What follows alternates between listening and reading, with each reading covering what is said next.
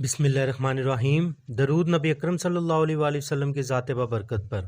میدان کربلا میں دنیا کی عظیم قربانی دینے والے میرے مولا حسین علیہ السلام اور 72 جانثار تھے۔ یہ کربلا میں شہید ہو کر قیامت تک تاریخ میں زندہ ہو گئے۔ امام علی مقام کے ساتھیوں میں ایک نام ذوالجناح کا بھی آتا ہے، جو میرے مولا کا سپاہی بن کر مشکل میں ساتھ کھڑا رہا اور آخری دم تک مولا حسین کا ساتھ نہ چھوڑا۔ یہ کوئی جنگجو نہیں بلکہ بے زبان جانور ایک گھوڑا تھا، مگر اس جانثار نے اپنی وفاداری کے ساتھ اپنا نام اہل بیت کے خادموں میں قیامت تک جوڑ لیا۔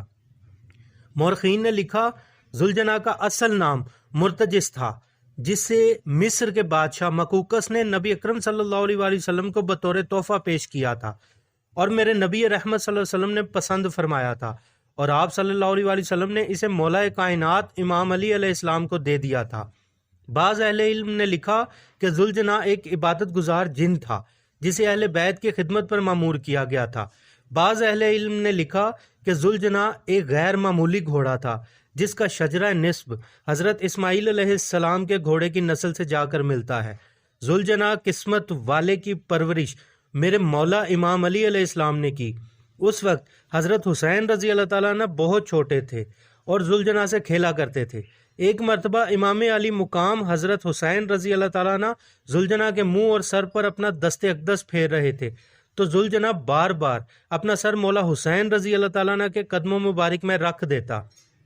جب حضور اکرم صلی اللہ علیہ وآلہ وسلم کی نگاہ مبارک نے یہ منظر دیکھا تو ذوالجناح حضرت حسین رضی اللہ تعالیٰ عنہ کو دے دیا۔ 10 محرم 61 ہجری کا دن ذوالجناح کے لیے سخت ترین دن تھا، جو بار بار امام حسین علیہ السلام کے ساتھیوں کے لاشیں ڈھو کر لا رہا تھا۔ لمبا سفر اور پیاس کی شدت میں میرے مولا کی خدمت پر مامور رہا۔ سورج کی تپش بڑھتی جا رہی تھی، کئی یزیدیوں کو پاؤں میں روند چکا تھا اور زخموں سے ذوالجناح کا جسم اب چور تھا۔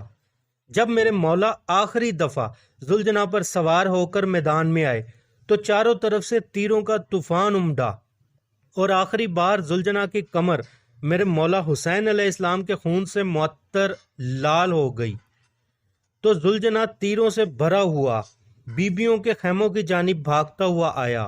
زخمی جسم میں پیوست تیر اور آنکھوں میں آنسوؤں سے مولا حسین علیہ السلام کی شہادت کو بیان کر دیا۔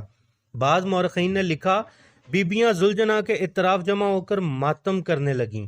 بعض نے لکھا ذوالجناح وہاں سے بھاگ کر نہر القمہ میں گیا جہاں مولا غازی عباس رضی اللہ تعالیٰ عنہ شہید ہوئے تھے۔ بعض نے لکھا صحراؤں کی طرف چلا گیا اور پھر کبھی کسی نے نہیں دیکھا۔ اللہ تعالیٰ ہم سب کو حضور اکرم صلی اللہ علیہ وآلہ وسلم کے نواسے کی شفاعت نصیب کرے بروز قیامت، آمین۔ لائک سبسکرائب کر کے میرے ساتھ جڑ جائیں۔ ملتے ہیں اگلے واقعے میں، تب تک کے لیے اللہ حافظ۔